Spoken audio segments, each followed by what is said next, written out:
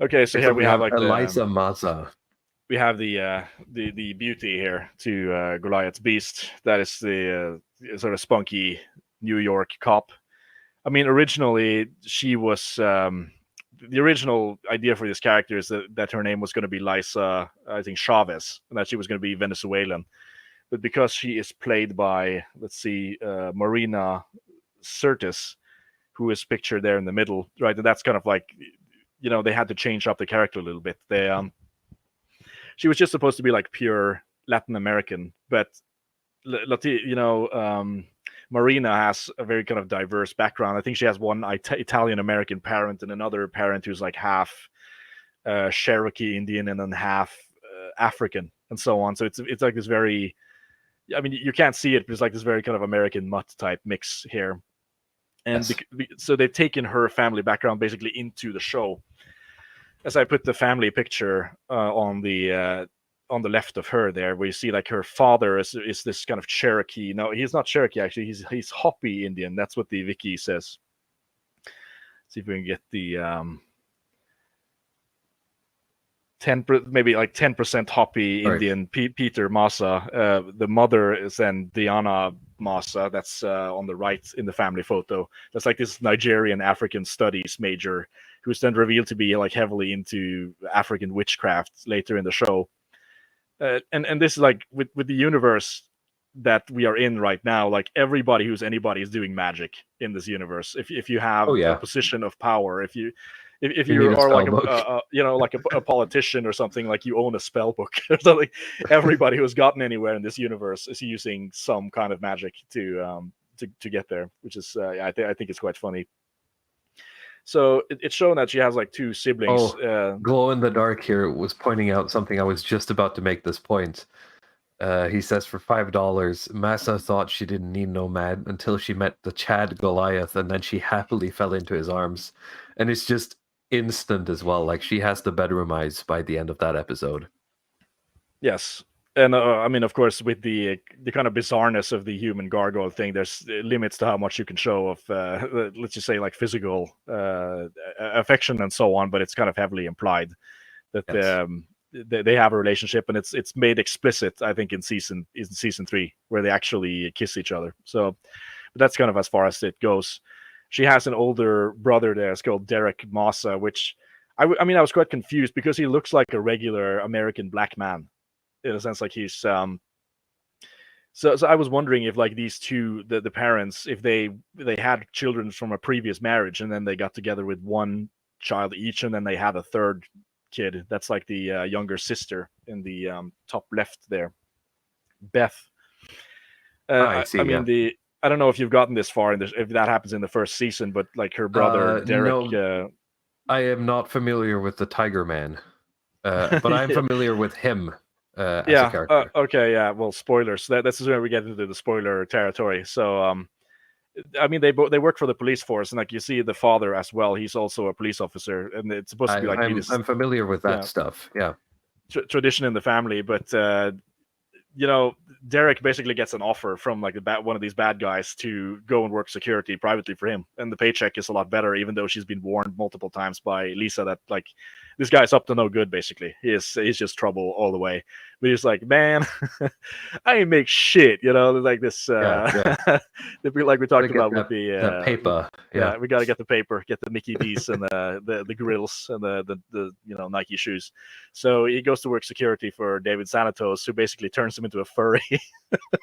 Like that's his. I mean, yeah, that's one of the reasons he just wanted to have him to bring him on for genetic experiments. So Based there's a lot of William people T. that Riker. yeah, either he brings in like he takes like homeless people off the streets to turn them into cats, and that's something in clan.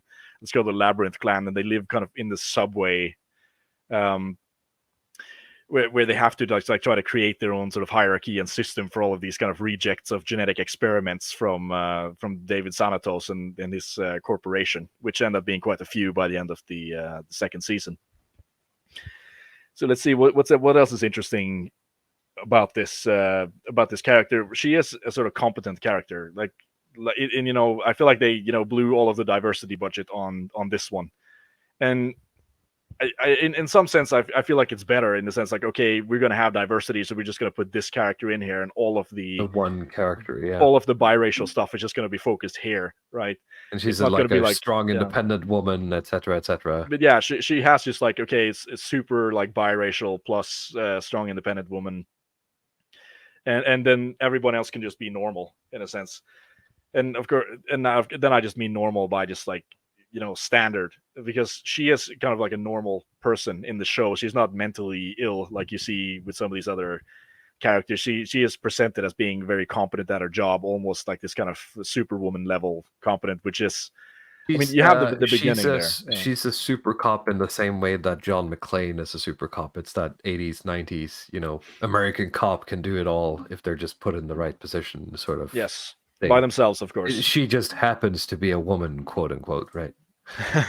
Yeah, I mean, and this is like one of the more subversive things, because you have the Clint Eastwood films of Dirty Harry, where he, with the iterations of these movies, he goes through new partners, right? And the new partners end up dying, or they get lost in some sense, where he ends up having like female partners, and he doesn't want that. And like with this character, it's almost the opposite. It's like she's like rotating through male partners through the show that are eventually they she has keep to up with her. They can't keep up, or they get lost in some other scheme. She also apparently, I that's not a season 1 thing, but she apparently becomes a gargoyle at some point. Well, yeah, this is actually something that only happens in one episode, where okay, you have one of these magical characters who's able to like turn gargoyles into people and people into gargoyles and so on. But okay. yeah, I mean, later in the show there are the characters that are making clones of her that are like gargoyle clones that are spliced with other female characters and so on that kind of look like this. But this is kind of, it is a bit of like a fan favorite if you look at this fan community. There's going to be people who are really into this kind of like transformation. The furries are really stuff. having a field day with this. Yeah, people who are into like this type of body transformations, at least slightly less disgusting body transformations like this one. Yeah, I mean, I put the dude in the top there as well. He's like one of these gang leaders. So this is like, her plot essentially is that she's always fighting multiple gangs that are in New York, whether it's like old mafia or it's new families that are coming in from Eastern Europe and so on. Maybe that's something that happens in season 2, where you have people coming in from Czechia. Yeah, that's not a season 1 thing. To try to take over the guy in the top right is like an ex-boyfriend of hers. Is that correct? No, that's never actually it's just implied. Stated. They have some chemistry, but it's not it's not clear in that sense. I guess it's just part of kind of this kind of flirting dialogue, because she is an attractive character, right? And that's made it's made a lot of allusions to in the show. But I think we've covered her nicely. I mean, she's not because she has so few weaknesses, that it also makes her a lot less interesting. In a sense, so that's why I put so much emphasis on like this biracial stuff. Right. That's what you're going to get out of the way. In this retrospective. I have to like break down the phrenology of like of all the brown characters in the show to justify. Well, I mean, that's why you're here if you're listening, right? No, most certainly.